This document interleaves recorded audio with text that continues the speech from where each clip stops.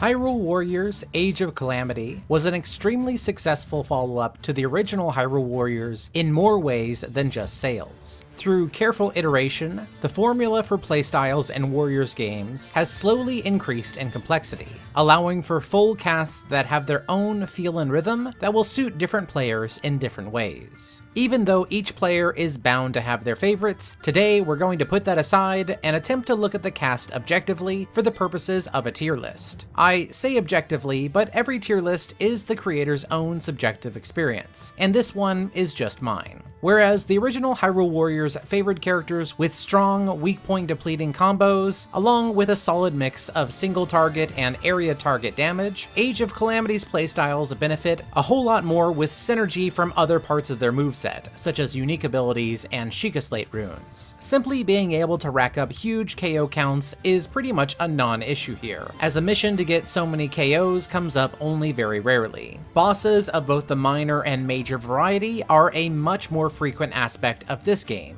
and the best characters are the ones who can create their own opportunities for massive damage quickly, while also being able to pump out that damage while being mostly safe. In this video, I'll be referring to characters, movesets, and playstyles pretty much interchangeably, but do note that something like Link with his one-handed swords is going to have a different place than Link with his two-handed swords, because when you select that weapon, Link plays very differently. My tiers break down like this. S tier is reserved only for the truly broken characters. Ideally, this tier should be empty.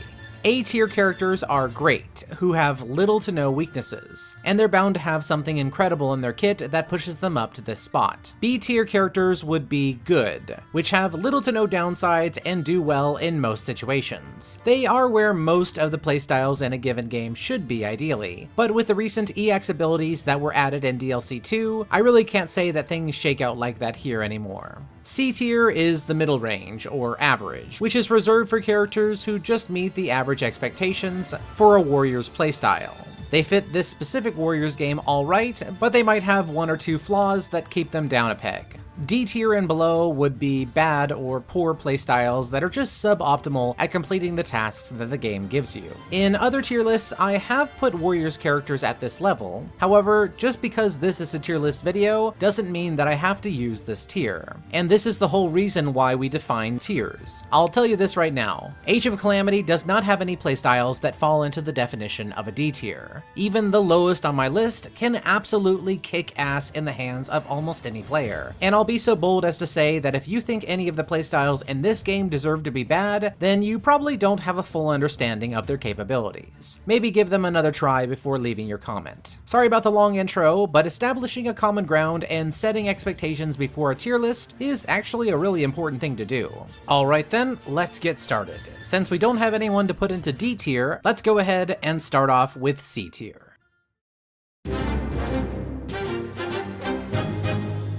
It really does pain me to start out this list with Daruk, who has a playstyle that I absolutely love, and one that was made much stronger with the recent addition of his EX ability countermove.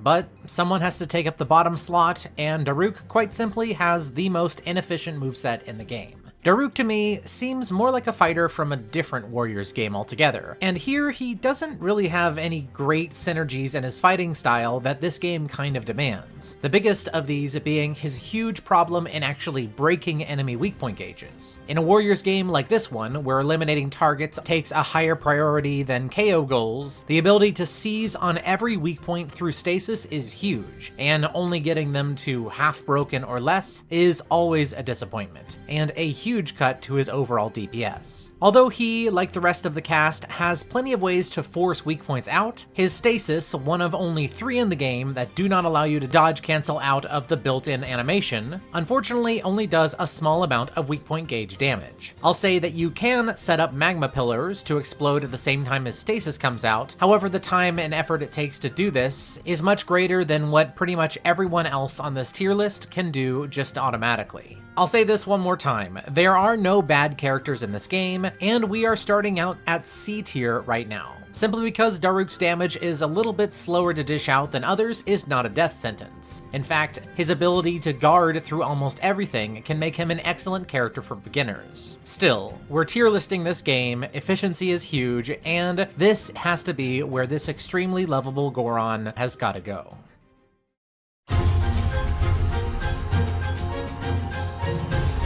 Revali, on first impression at least, seems like he would be a nigh untouchable damage-dealing master, capable of raining destruction down from the skies and looking damn cool while doing it. When played perfectly, however, that is never what Revali even is. But unfortunately, Revali's playstyle mechanics and the overall game mechanics combine to make it a hassle to get the most out of Revali all the time. No matter how great you are at this game, some damage is simply unavoidable, either from surprisingly aggressive mob enemies hitting you from the side or back, area of effect magic, which can come from enemies who are not your current focus, as well as so many other sources. Playing Revali with full control over keeping him in the air requires you to play in an overly cautious manner, which slows down his overall potential. However, in the right circumstances, Revali can be devastating. His stasis plus dodge into automatic arrow rain is absolutely incredible, and one of the fastest way to shred weak points in the game. However, there is simply too much pushback from his own mechanics in order to justify this character, who requires near total safety in order to not be knocked around out of the air constantly, to get beyond the C tier.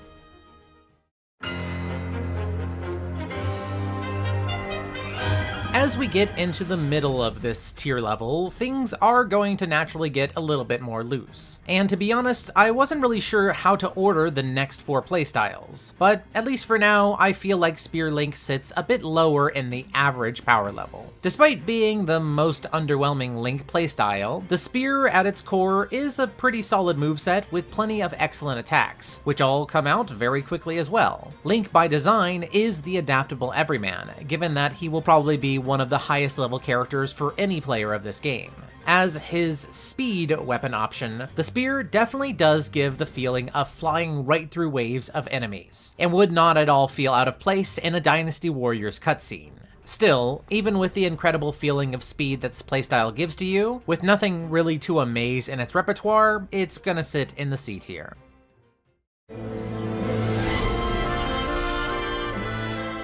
Whereas Link's spear gameplay is built around his ground speed, Mipha, at least in concept, seems to be built around using her unique mechanic to set her up into similarly fast-flying aerial strings. Unfortunately, with the unreliable programming behind the way she chooses to either create a new spring or teleport to it, this can obnoxiously not be relied upon. And instead, her interesting aerial mechanics turn into just kind of a nice bonus. Whereas I feel with a little bit better control, she could have been a tier higher than this. Overall, I'd say probably Spear Link's playstyle is more effective. However, I put Mipha a little bit higher due to her healing mechanics, which can be very, very important, especially in situations where you need to keep NPCs alive. This might seem kind of niche, but even going as far into this game as the second DLC pack, there are plenty of times that keeping an NPC alive can entirely justify bringing this character along. Still, without much more than this, I think she does have to be in the middle of C.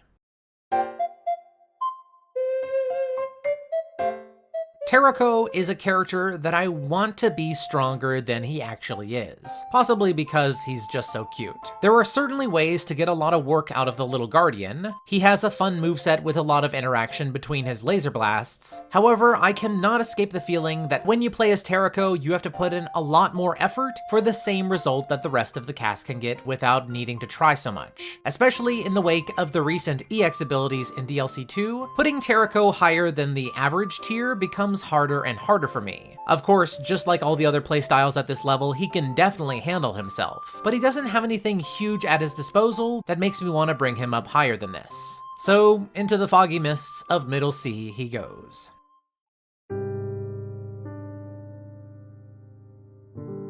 Much like with Terako, King Rome is another victim to the EX abilities of DLC 2, giving all the characters around him huge boosts upward while he stayed at about the same level. As adaptable as the king is with his two guises, his general slow speed and difficulty in getting to an actual weak point revealer, in my estimation, makes him start to pale in comparison. There is also a bit of counterintuitiveness in his playstyle. Much like with Revali, there are certain triggers that he has that force the king in and out of certain guises. Still, the king can definitely bring the pain, and so he's going to be up here in higher C tier.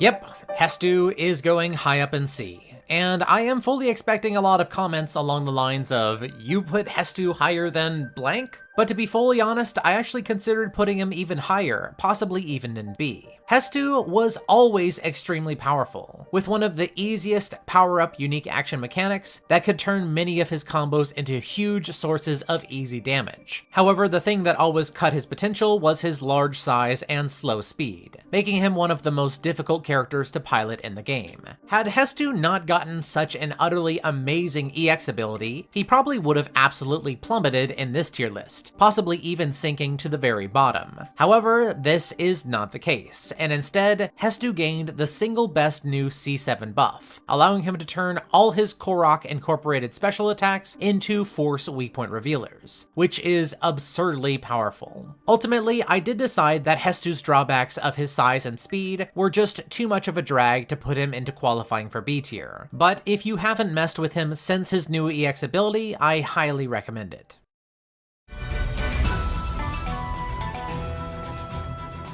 Finally, at the top of C tier, we have Riju, who, before the addition of her EX ability, I probably would have rated as one of the absolute worst playstyles, given her control issues and inability to fight well in most environments. Much like with Hestu, Riju gained one of the most absurd power boosts in the game with her new EX ability, allowing her to now, at top speed, turn any enemy or boss into an easy target, completely open for a stasis weak point smash combo, which of course Riju is able to easily retreat from and start all over again. Much like with Hestu, I did have a lot of trouble deciding if this power boost was enough to push her into B or not. However, just like with Hestu, I did decide that her drawbacks, often in the form of being too fast and soaring right past her intended targets, even with her new powerful ability, was an issue that I just could not get past. None of the other B tier characters had such a heavy drawback. Still, I gotta say, this is an incredible glow up. And with that, we have reached the end of the C tier. Next, we'll move on to what I'd consider the good characters as we break into B.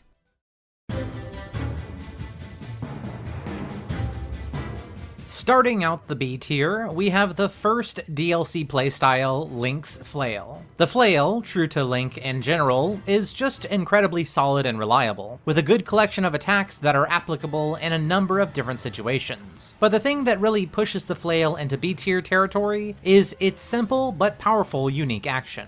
Although the extra style of attacks the Flail gets from each weapon type is definitely useful, the two-handed weapons one in particular can turn any foe, large or small, into free real estate for you to smack around until it's time to pop a weak point smash. Although these aren't a given in every situation, such as boss rushes, the prevalence of mob enemies in most situations guarantees the Flail is nearly always a great pick, and one that is hard to go wrong by choosing.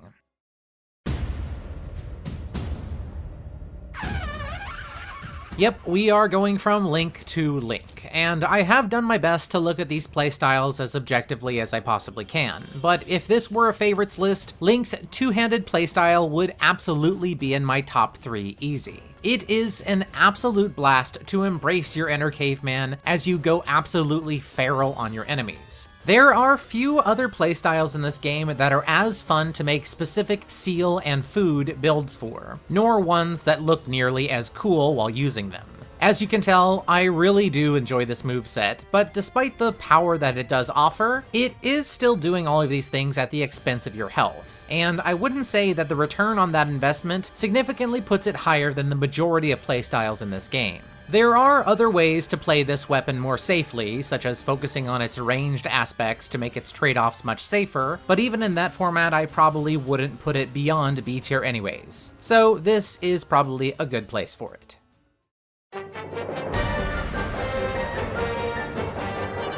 Calamity Ganon has a lot to offer, and has recently been made much stronger through the addition of his new EX ability in DLC 2. Much ado is often made about Calamity Ganon's Magnesis, which does force out enemy weak points much like a Thunder Rod. However, it's also easy to overstate the power of this. Unlike a Thunder Rod, this move doesn't gain the extra effectiveness against enemies in rain or who are touching water, and since it puts your Sheikah Slate on cooldown, it doesn't flow into stasis so you can guarantee those weak point smashes in the way that his new EX ability can. With this new attack in tow, Calamity Ganon can take out major and minor named enemies a lot faster, with the Calamity form feature of him just there as a slow charging bonus, much like it always should have been instead of being key for unlocking his weak point smashes. I can certainly understand arguments for putting him higher than B tier, but to me he just doesn't quite have the same magic as those later contenders. Mid B is a fine placement for him as far as I'm concerned.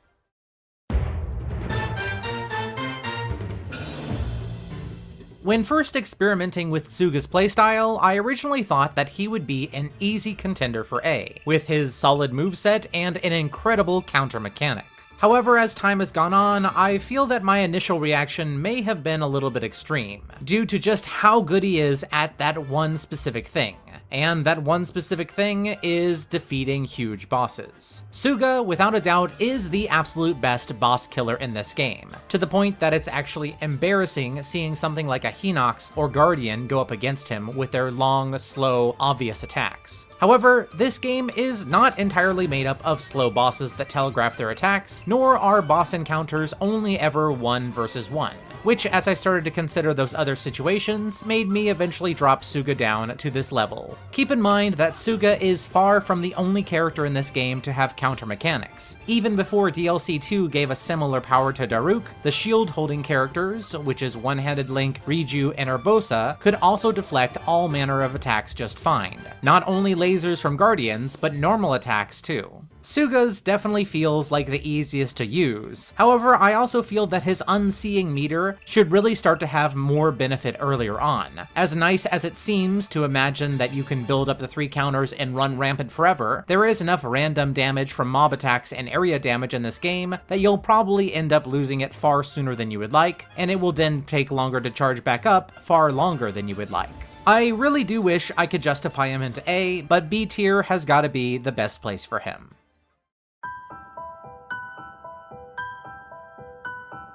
Now this is a moveset that really took me a long time to warm up to, but once it clicked, it really did click. As the successor to the young Link/Tiki playstyles of the original Hyrule Warriors and Fire Emblem Warriors, this Zelda moveset doesn't really reach either of those levels, but it still brings along a powerful set of attacks, particularly her long-range arrow attacks. While the Luminescent mode doesn't really match the rampages of Fierce Deity Link or Dragon Tiki of the past, Zelda can do very tactical spam strikes with this and turn it off and on with ease. The thing that puts Zelda into B tier is, with or without this extra mode, she is still extremely powerful just in her base moveset. With great options for both close-up and far-off, Bow Zelda lands comfortably into the very middle of this whole list.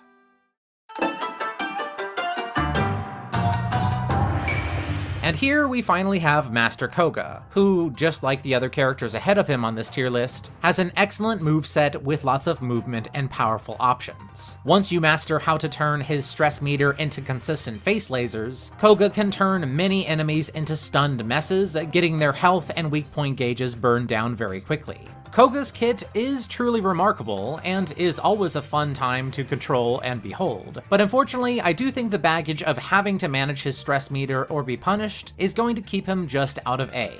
Here on the higher side of B is just right, I think. Purah and Robbie have some ridiculously powerful attacks in their normal kit, with perhaps there being no better C6 move in the entire game, which despite having a slow startup, is one of the few weak point revealing moves that can also usually deplete the whole meter before it's even done with its animation. This is kind of what I mean when I say they're totally fine with or without the Divine Beast machine attacks, but in situations where those Divine Beasts are actually useful, they just add on to the excellent package here. Much like with Master Koga, it is only the drawback of those attacks that keep this powerful playstyle from attaining further heights.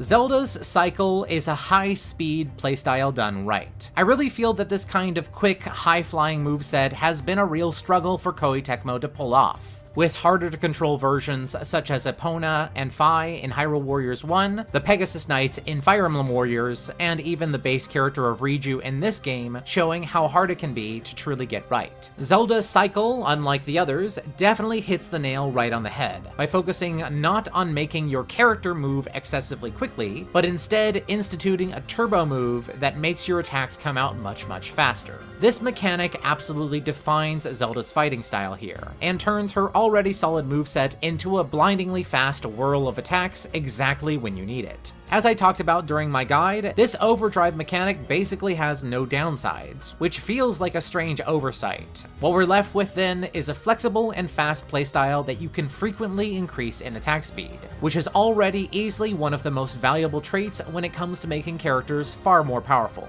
allowing this one to easily take high B.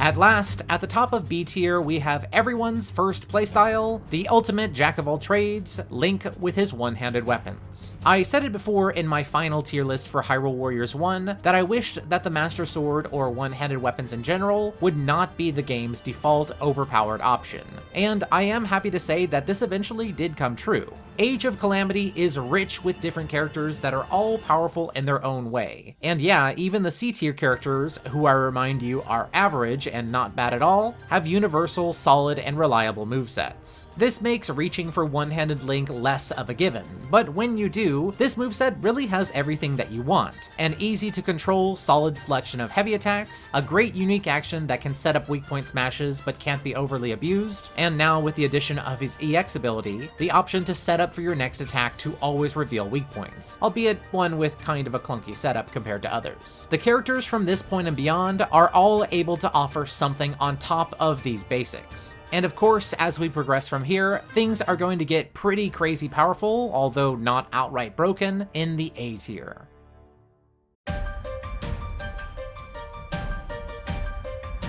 To start out A tier, we have a character, or should I say characters, who only make the cut with some incredibly big asterisks next to them. The Great Fairies, unfortunately, are very map dependent. In some of the tighter levels, such as the Yiga base, using these girls is a complete nightmare that I cannot recommend in the slightest. In that situation, they might be the only D tier contenders in this list. In other maps, however, where you have room to breathe and things are a bit more spread out, there are few character selections that have so many tools in their belt than these fairies. They can completely depower, slow, and cut through entire health bars like a hot knife through butter. They can self-shield, and now with their EX ability, control enemy movement while they go into their many other options or set up for perfectly uninterrupted unique action spams. I personally will always have fond memories for the Great Fairies. They were my first guide that I decided to make for this game, which was a move that confused many of my viewers. They wondered why I would start with such a niche playstyle. The reason was, as people soon came to learn around that time, thanks to my video at least a little bit I like to think, that the fairies were holding some absolute bombshells of power, and getting a taste of their maximum potential was so inspiring to me that I just had to make the guide for them then and there. Over time, the infamous Kotera debuff has had a patch to it, turning what was once a ridiculously overpowered strategy into just an extremely powerful strategy. So yeah, these ladies have continued to stay strong for those who are willing to learn them. Again, on certain levels, you just cannot use them effectively, but where you can, they are A-tier material for sure.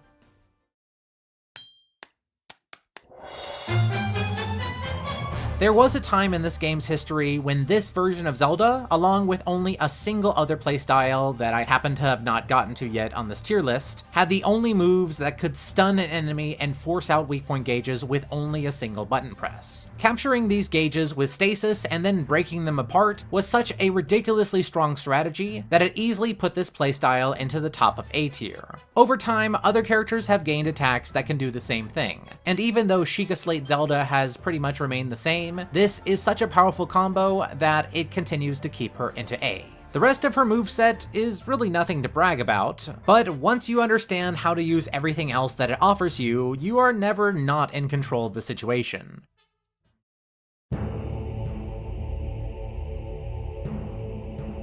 Now this is a playstyle that has really climbed some ranks since the last time I looked at it. From the beginning, something always seemed off about the monk's playstyle. He had plenty of mechanics that were dedicated to filling up his ancient power meter, but actually very little to do with it once he had it. Before unlocking his full moveset, getting a full ancient power meter is a very hard thing to do. You'd pretty much have to dutifully make sure to destroy your own deployed objects constantly, or summon up a shrine gate and pound on it. Of course, once you got his extended C6 move through normal progression, none of this made sense anymore, since this single attack could fill up his whole meter, and again you had the problem of not really having good ways to use it. As he was, the monk would have pretty much just fit the bill for a B tier character, but then he got his excellent EX ability. His new face laser, which uses up a full charge of his ancient meter, which is pretty much the only good use for it, is incredibly powerful, working very similar to Pura and Robbie's C6 in that it both reveals weak points and also shreds them at the same time. However, this one, once you have it charged, is just a whole lot faster to get to and immediately available with a single button. The monk has always been among my personal favorite movesets, and I'm very pleased to place him up here in A at last.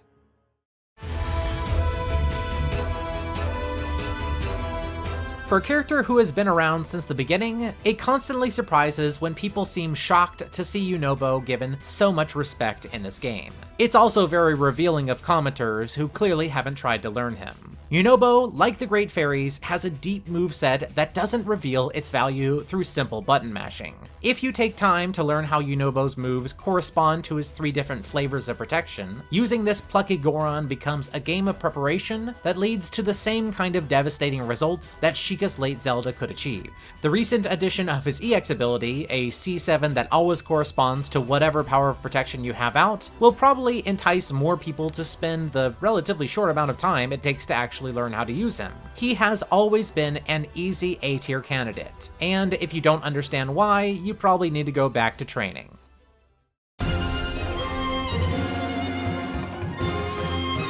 Urbosa, like Monk Mazkoshia, is another character who has seen a significant tier jump. Prior to her new EX ability from DLC 2, she would have been considered an upper B tier warrior at most, simply from having a super solid and simple moveset with an interesting extendable attack system that was also easy to charge. Then the game went and gave her her EX ability, which allows you to quickly zap and render your enemies open to weak point smashes. Sometimes that's all you need. Urbosa is amazing, and she proudly slots right here into upper A.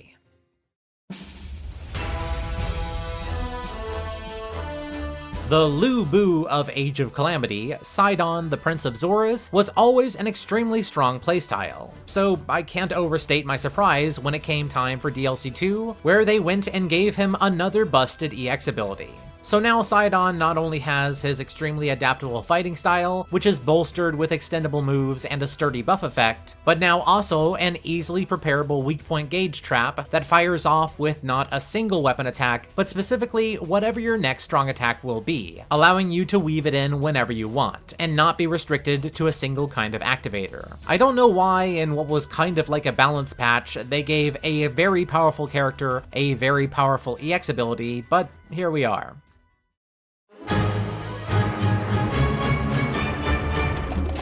Of course, the plucky ninja Impa takes the top spot in A tier, and honestly, how could she not? The most defining aspect of Impa is her unique ability to make multiple clones of herself, multiplying the number of hits she deals, which does add to her damage, but notably makes her build up her special meter ridiculously fast. While trap moves that set you into stasis combos are great, there is nothing more defenseless than an enemy targeted by your special attacks, which Impa can use more frequently than anyone else in the game. These special attacks basically deal the same amount of damage as a weak point smash attack, so this is just numerically better as well. Previously, Impa did have a weakness in that her weak point revealing C6 attack, which comes only after riding her frogs, was kind of awkward to aim and time. However, this never really mattered too much because of just how many freaking special attacks that she's able to pull off. But the additional moves that she got in DLC 2 just make her a lot easier to use for when you're not building up to special attacks. About the only thing that keeps Impa out of the overpowered tier is the fact that getting her going with all of her clones does require a bit of setup, and can be slow to start up, especially when you're fighting enemies one-on-one. Still, much like the final two characters who will come after her, playing with Impa can make you feel like you're not even in the same game anymore. When your normal attacks build up so much special attack meter, especially in moderate to large crowds, you don't really need to even bother with weak point smashes or any kind of strategy. Just keep your special meter high, clear crowds with ease, and keep blowing up everything. Finally, it's time to move on to S tier, the overpowered tier.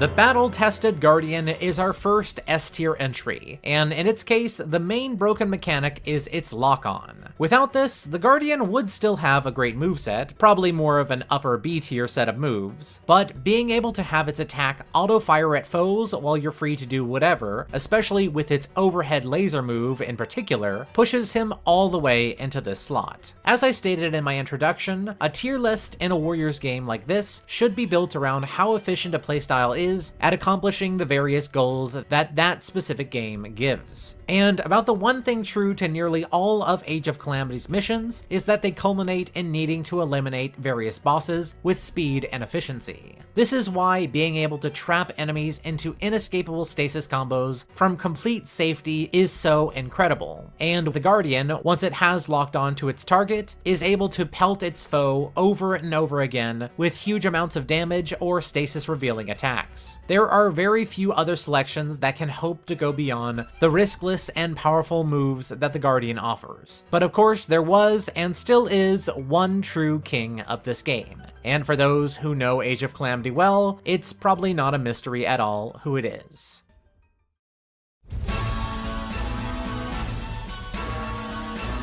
Of course, sitting at the top of this tier list, it cannot be anyone else but Teba. I'll admit, when I first unlocked him, I, like many other players, didn't really get what he was all about. To me, he just seemed like he was wildly uncontrollable, with huge sweeping attacks that bounced him all around the screen, hard to time and hard to follow up on for the same amount of payoff that others were getting. However, of course, I simply didn't understand the true weapon of mass destruction that he actually is. As I said before, S-tier characters like Teba don't play the same game as everyone else. When you're playing other characters, you have to balance your offense and defense, set up combos, and seize on opportunities to get the most DPS possible without playing recklessly and taking tons of damage. Teba just has to get into the air and start mashing the heavy attack button. Once you've done this, you can glide back down to the ground and reinitiate the whole thing. You don't have to worry about capitalizing on enemy weak point gauges, or even really care what your enemy is doing at all. This attack is actually more efficient than all of those other moves, as it does so much freaking damage. Guardian lasers can hit you. Everything else in the entire game, probably not. As if it weren't enough, Teba's remaining strong attacks already give him tons of power and versatility. So, for situations where his overpowered aerial shooting doesn't work, Teba can still stand toe-to-toe with them. As long as you can control your spacing, Teba is unstoppable. Quite simply, there is never a bad time to bring him along. Even Guardians don't use their laser enough to truly give him any amount of fear. He is, without a doubt, the absolute strongest character in this entire game, by a humongous margin. All hail the king.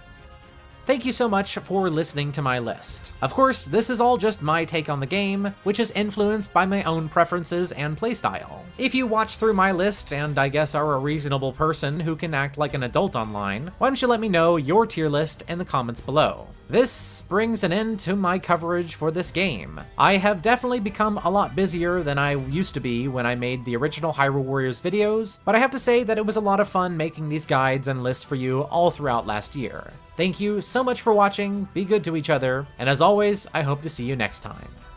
Big thank you to my top patrons DW7 Still Rules, Henry Gutierrez, and Ryan Poe, as well as to all of my other patrons on Patreon. If you would like to support this channel and my main channel Shanebrained, check out the links in the description.